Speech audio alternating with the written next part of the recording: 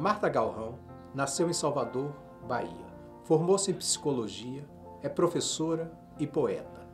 Em 2010, publicou o livro de poemas A Chuva de Maria. Eu nasci em Salvador, mas sou profundamente marcada por uma cidade no interior chamada Ubaíra, que é onde nasceu toda a família materna, né? A família de minha mãe é de Ubaíra e nós costumávamos passar as férias escolares todas lá, os 3 meses. Então eu sou marcadíssima por essa cidade e eu tive um romance familiar de cada um, né? Cada um. Ter um romance familiar não é privilégio meu, mas o meu romance veio caprichado, porque eu sou bisneta de um padre. E a história dele, a minha família tem um culto, uma reverência muito grande a ele, porque realmente foi um homem extremamente inteligente, à frente do seu tempo, né? Que viveu um romance com a minha bisavó, registrou todos os filhos. A história que eu sei é que ele ficou órfão. Aí há controvérsias, né? Se ele ficou órfão de pai e mãe ou se foi só de mãe. Mas um tio, que era cônego, resolveu cuidar dele, mas impôs a condição que só cuidaria dele se ele entrasse no seminário. E aí ele entrou no seminário e ainda no seminário conheceu minha bisavó e eles se apaixonaram.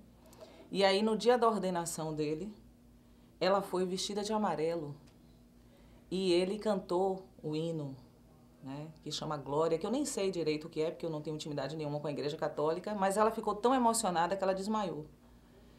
Então ele fez um concurso, isso em Jaguaripe, né? Ele fez um concurso e foi nomeado para a paróquia de Ubaíra, que na época se chamava Areia. Então ele propôs a ela uma fuga e eles fugiram de canoa para Areia. E o pai dela, que era um engenheiro alemão, ficou conturbado, né, com essa história, foi lá tentar trazê-la de volta. Ela não aceitou voltar para casa. Ele então deu uma queixa ao bispo, dizendo: olha, em Areia existe um padre vivendo maritalmente com uma mulher, né? E o bispo aí pressionou meu bisavô, que a gente chama de Dinho Galrão, porque todos os filhos dele chamavam ele de Ioiô, né? E os netos e bisnetos chamam de Dinho Galrão. E ele aí respondeu que então ele deixaria a batina. A gente acredita que como ele era uma figura muito forte, né, politicamente inclusive, ele foi prefeito, ele foi senador, ele fundou o primeiro e único jornal em Ubaíra, usava um pseudônimo para escrever no jornal, que era Menegal, que era Manegal, Má de Manuel, Lé de Leôncio, Malegal, e Gal de Galrão, né? Então ele assumiu minha bisavó dessa forma. Ele morava na paróquia e ela morava numa casa próxima. Então esse romance já é uma literatura, né? Eu acho que eu nasci no meio de uma literatura, de uma história literária. Então essa questão da leitura, da literatura, para mim, foi uma coisa muito intricada em minha vida. Eu nunca diferenciei. Tem um texto meu que eu até falo que eu confundo lábios e letras. Eu não sei bem o que é literatura e o que é real, né? E meu avô, que é o filho dele, eu tinha uma relação muito forte com esse avô. E ele manteve a vida inteira num quarto, lá em Ubaíra, o quartinho menor, assim, que recebia sol, inclusive, ele tinha essa preocupação. Ele manteve nesse quarto todos os diários de Dinho Galrão e os jornais publicados, né? Só que ele manteve esse quarto como um tesouro. Esse quarto vivia trancado à chave, nenhum de nós podia entrar sem a autorização dele, só entrava com ele. Então, para mim, a ideia de leitura do que estava escrito sempre foi uma coisa assim muito importante. Por exemplo, na casa dele era proibido ler depois do almoço, porque ele considerava a leitura uma coisa tão dispendiosa que atrapalharia a digestão. Então eu lembro, eu criança, esperava ele dormir, porque ele sempre dormia depois do almoço, para ler fotonovela escondido, né? E tinha que ler escondido, porque se ele pegasse, ele era austero, ele era rígido. Então eu acho que essa relação com a leitura, com a escrita e a literatura é muito imbrincada na minha vida. E tem um fato também muito interessante que eu descobri que eu tinha um irmão quando eu aprendi a ler. porque eu convivia com ele na casa de minha avó paterna e não sabia que ele era meu irmão. Ele é bem mais velho que eu, né? Meu pai tinha 16 anos e a família sempre escondeu. E aí eu adorava ele, tanto eu como meu outro irmão, mas a gente não sabia que Antônio era irmão da gente. E aí um dia eu peguei logo quando eu aprendi a ler, eu achei um documento de meu pai de saúde, né? Como é que chama? Me fugiu a palavra, plano de saúde, né? Era o plano de saúde do Estado. E aí tinha lá dependentes, aí tinha eu, Maurício, que era filho também do casal, de minha mãe e meu pai, e Antônio. E aí eu digo, rapaz, o que é que Antônio está fazendo aqui? Antônio é meu irmão. E aí fui atrás da informação, né? Então, assim, a leitura sempre e a escrita foram sempre muito importantes na minha vida. E há pouco tempo eu também tive uma experiência, assim, dolorosíssima, que eu faço um esforço, inclusive, para não me lembrar, porque é uma dor muito forte, né? Que meu pai ficou em coma induzido durante 2 semanas e no meio desse processo tentaram desentubar ele, né? Fizeram um procedimento para desentubar e aí tiraram a sedação e tal. E eu estava do lado de fora. Eu, a mulher dele e minha tia, né? A irmã dele.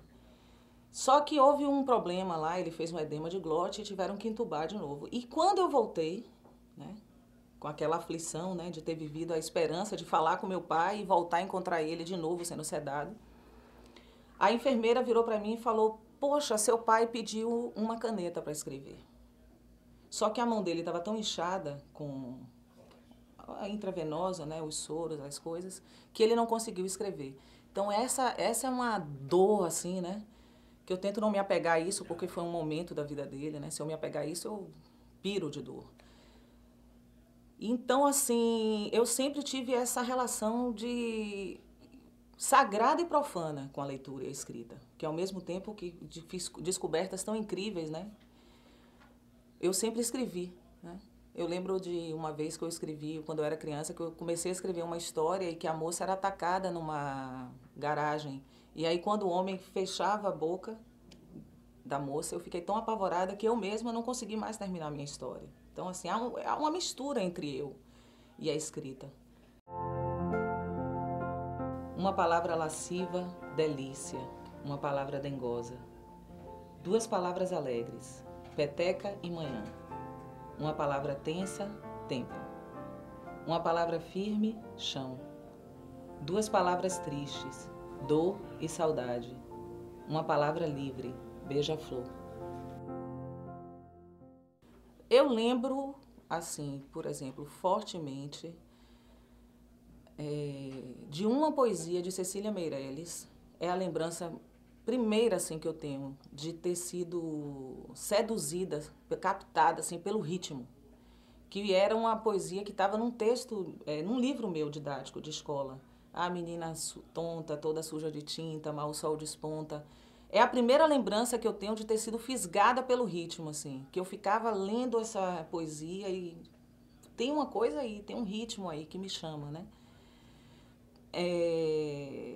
Tem um livro também que me marcou, isso na época do primário, como chamava, né? Tem essa lembrança de Cecília Meirelles e tem um livro de Érico Veríssimo, que me marcou muito, que foi Ana Maria no Castelo, que eu me lembro bem das imagens, assim, muito coloridas, né? Paralelo a isso, minha mãe e minha tia eram pessoas que liam muito e conversavam muito sobre literatura. Então eu observava muito isso, eu ouvia muitas conversas delas, né? E lá em casa sempre teve uma estante grande de livros, propiciada mais por minha mãe do que por meu pai. E nunca houve proibição. Então eu me lembro, por exemplo, de leituras muito excitantes, como o Relatório Wright, né? Eu li o Relatório Wright quando foi lançado, eu jovem, eu menina ainda, na década de 70. Tem um dado também importante, né? Que há pouco tempo eu descobri que tem muito mais importância do que eu pensava. Eu tenho um tio que é poeta, que é irmão de minha mãe, chama Luiz Paulo Galrão. E quando eu era menina, ele foi morar em Belém, ficou assombrado com o Rio Amazonas e tal. E ele aí fez uma poesia muito bonita que chamou Homem Rio, que foi premiada, né? E eu lia muito essa poesia em voz alta, né? E depois levei anos sem tocar nessa poesia, né? E há pouco tempo eu fui rever essa poesia e fiquei impressionada como eu guardo esse repertório, né? Inclusive lembrei de uma poesia que eu escrevi que tinha palavras, as palavras, miragem, paisagem, o ritmo dele, né? Eu digo, meu Deus, olha só como o tio Luiz está em mim, né? Foi interessante isso. E meu pai era um poeta sem escrever. Meu pai era um cara que usava guarda-chuva, falava aquele abraço, juntava as mãos em conchas para fazer o som de um navio, deitava na rede no Guaibim e ficava esperando os passarinhos, sabia os passarinhos que iam pousar na rede, né?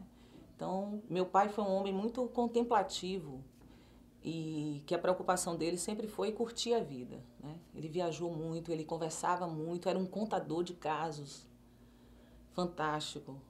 Então, acho que tem uma influência muito grande da poesia de meu pai na forma que meu pai viveu. Que meu pai viveu de uma maneira poética. Em Guaibim é assim: vento vem, vento traz. Canário da terra, sabiá da praia, papa-capim, pica-pau, pássaro preto, assanhaço, cagacebo, fogo-pagô, cardeal, bem-te-vi, beija-flor. E pai, passarinho de alma tão delicada, pousado na rede à espera dos pássaros na hora marcada. Muitos autores me marcaram. Clarice me marcou, Clarice Lispector, me marcou muito, a ponto de chegar um momento em que eu não podia mais ler, porque me levava num mergulho, numa angústia, né? Que me fazia sofrer, e aí eu parei. Clarice me marcou muito, Doris Lessing me marcou muito, alguns livros dela me marcaram profundamente.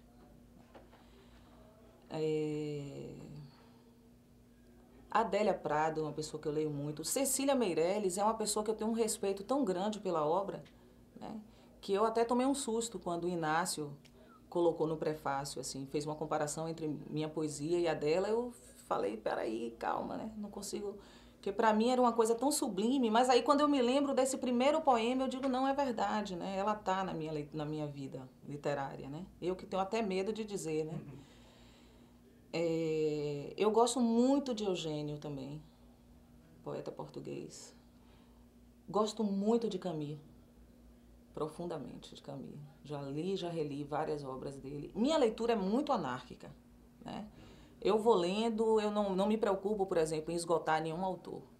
Eu vou lendo de acordo com o meu desejo. E você sente alguma influência direta, assim? Eu sinto influências... Não sai do nada, né? Claro. Eu sinto influências em momentos. Por exemplo, eu li aquele livro de Nélida Pion, que ela dá voz a Sherazade. Aquele livro me marcou profundamente, me influenciou profundamente. Então, por exemplo, tem uma poesia que eu escrevi que eu sinto que ali era Nélida, né?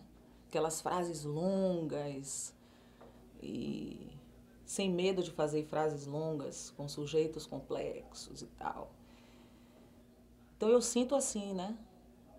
Essas influências momentâneas. Eu sinto uma influência de Adélia.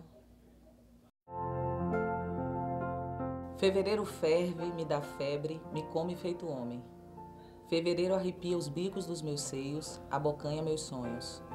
Fevereiro tem fome, não tem piedade, me consome. Fevereiro me deixa.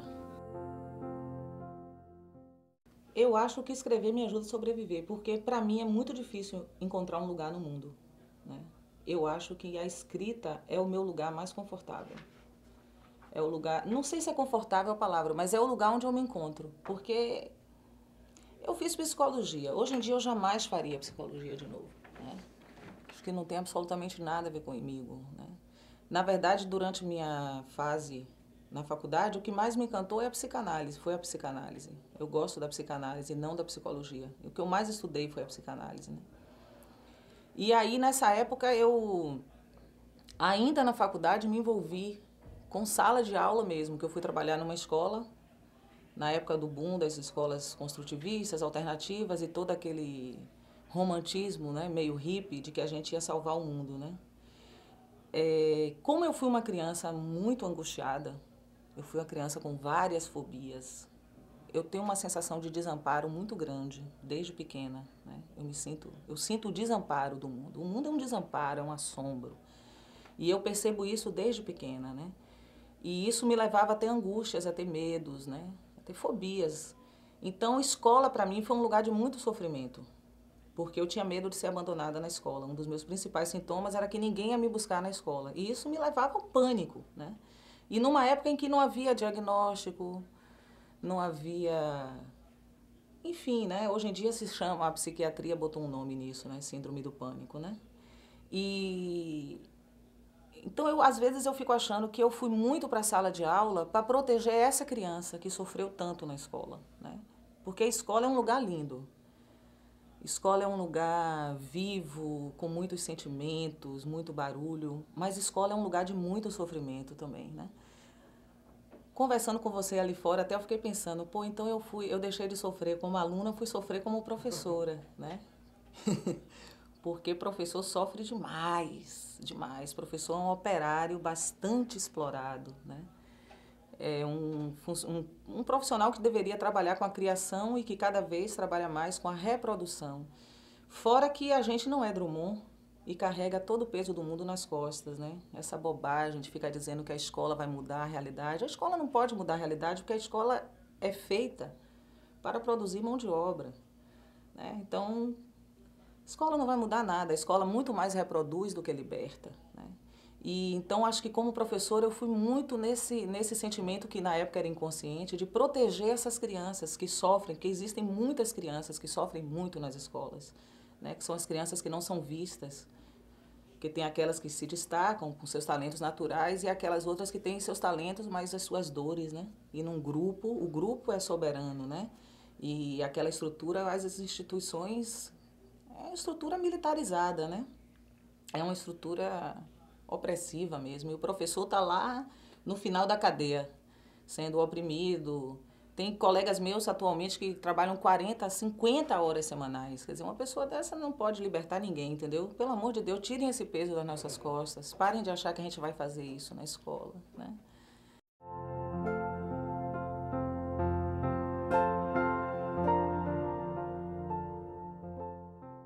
Eu acho que um dos motivos é que eu demorei muito de entender, de compreender que o que eu escrevia fazia sentido para outras pessoas.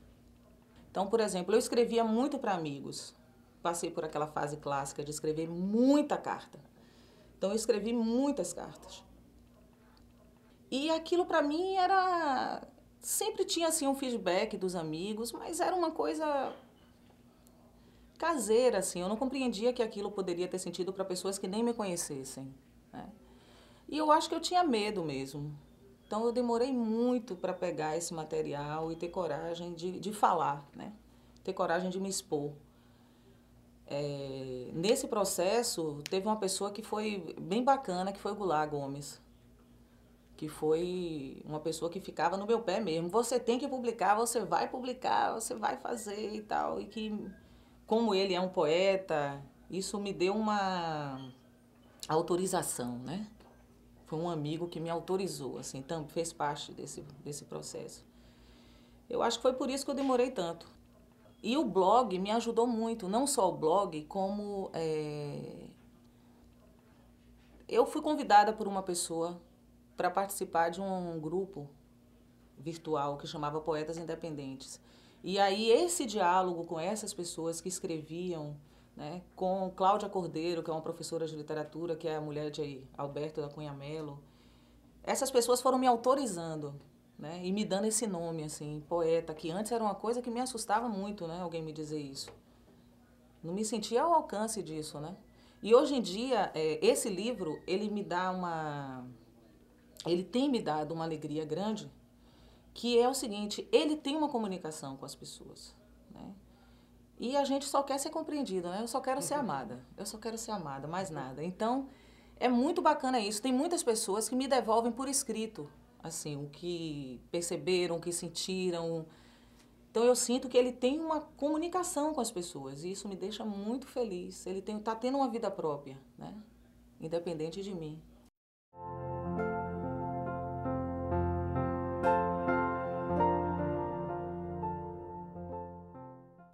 isso é super legal porque vem uma resposta imediata, né? Vem um diálogo imediato com alguém que leu. Alguém lê e lhe diz alguma coisa, né?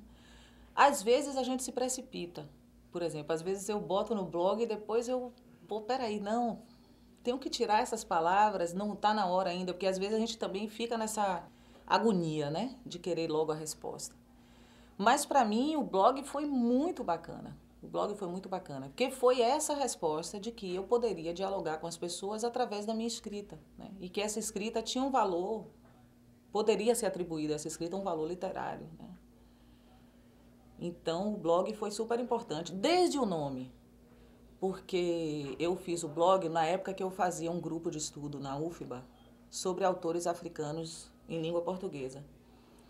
E eu sempre rejeitei tudo de masculino em mim, né?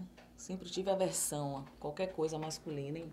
E aí, quando eu fui fazer o blog, eu falei, pô, eu não queria botar meu nome no blog. Que nome eu vou botar e tal? E aí eu escolhi essa palavra Moadier, né? Botei Maria, que é uma palavra eminentemente feminina, né? Inclusive, todas as minhas tias são Maria, né? Maria alguma coisa, tanto paternas como maternas, e minha avó também. E aí eu escolhi o nome Moadier muito pela sonoridade, que eu adoro as vogais. Quando eu fui pesquisar profundamente o que era Moadier, eu vi que Moadier é um substantivo masculino em quibundo, não tem correspondente feminino. Que antes era usado como aquele que tem algo a dizer, o mais velho que tem algo a dizer. E atualmente é uma gíria em Angola, como o cara, como a gente fala o cara, o indivíduo e tal. E aí eu falei, meu Deus, como é que eu vou botar um substantivo masculino? E aí eu aceitei o substantivo masculino. Eu acho que isso também foi bacana e me deu fôlego para fazer o blog. Eu digo, não, vou aceitar um Moadier aí.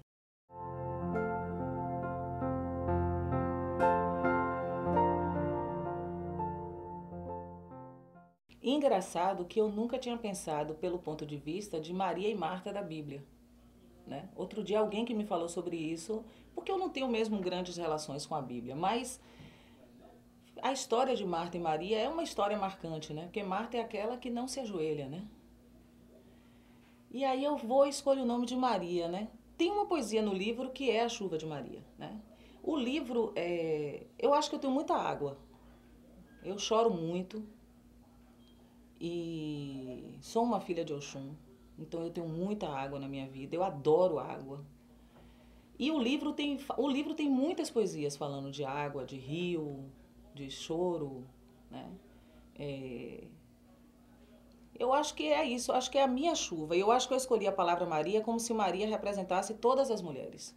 Porque Maria é um nome, né, tão feminino, tão sinônimo de mulher, né? Uma mulher é uma Maria, né? Me lembrei agora de uma história também, porque o Baíra é Macondo, né? Cada história que tem o Baíra, não tinha como eu não escrever, né? E tem uma história de minha avó que ela teve um filho chamado José, e um dia ela percebeu que ele era cego, né? Um médico vai e faz um teste com uma vela, e ele bebezinho e diz que ele era cego. E aí ele adoeceu muito. Ela era muito católica, sonhou com Nossa Senhora, dizendo para ela que ela deveria banhar os olhos dele com as lágrimas dela. Então reza a lenda da família que ela encheu uma xícara de lágrimas e banhou os olhos dele. Só que ele faleceu, né? Então, assim, minha vida é totalmente literária, né? Imagine uma avó que enche uma xícara de lágrimas, eu só posso chorar, né? Até hoje. Não é só por minha culpa que meus olhos sempre encharcam. Bebo em minha alma o gosto do mar. Minha mãe e minhas tias a mim confiaram o legado de carregar no rosto águas ancestrais. Contaram-me que minha avó inundou uma xícara de lágrimas para banhar os olhos cegos do seu filho recém-nascido, como mandou Nossa Senhora, também mãe, também Maria, em sonho abençoado. O menino chorou comovido quando as águas salgadas de sua mãe encharcaram seus olhos. Porém continuou cego e em pouco tempo morreu, a despeito da fé. Minha avó até hoje chora e apara suas lágrimas em xícaras, para molhar a minha voz, de minha mãe e minhas tias. Eu tenho uns textos mas são textos maiorzinhos, porque eu tenho uma coisa de uma síntese também. Eu escrevo curto, né? É uma característica minha. Eu falo curto e grosso e escrevo mais ou menos assim também. E aí, eu li um livro de Paul Auster que chama O Caderno Vermelho, e que ele conta uma série de coincidências da vida dele, né? Momentos sincrônicos, né? E aí, pescando essa ideia dele, eu fiz uns textos também. Não só com fatos assim inusitados, mas com coisas inesperadas e inusitadas que aconteceram, né, na minha vida. Eu tenho um projeto de fazer esse livrinho. Gostaria de fazer com ilustrações, né? Tem uma amiga minha que faz uns cadernos artesanais muito bonitos. Eu pensei em fazer esse caderno para ver como ficaria, né? E eu continuo escrevendo poesia, assim, eu não me cobro muito. Eu tenho escrito pouco, mas eu não me cobro não. A vida já me cobra tanto.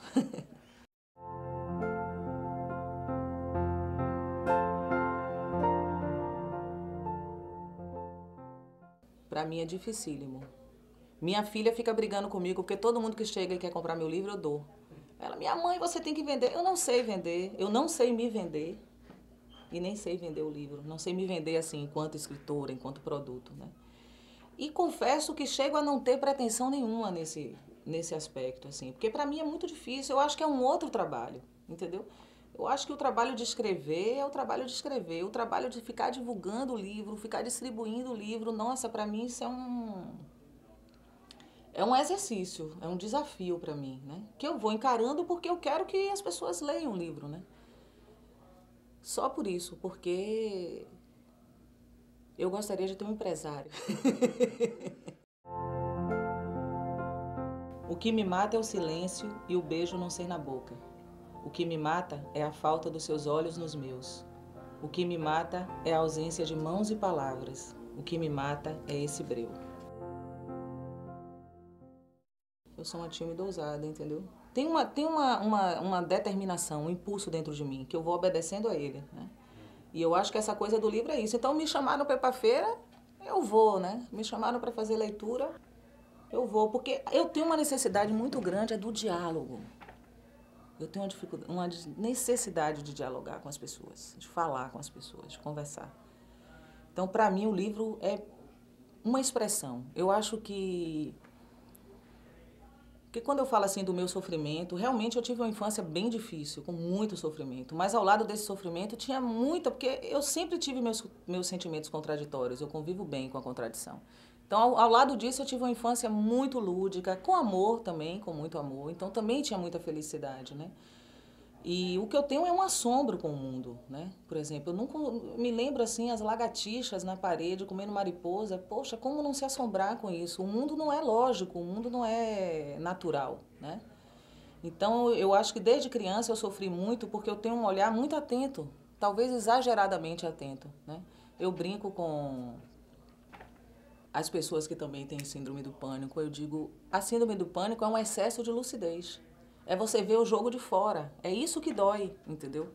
É porque você, de alguma forma, não sei porquê, você tem um mecanismo que você consegue ver o jogo de fora. E isso é insuportável, né? Você quer voltar pro jogo para fingir que está tudo normal ali, que o sol vai nascer, o sol vai se pôr e está tudo sob controle.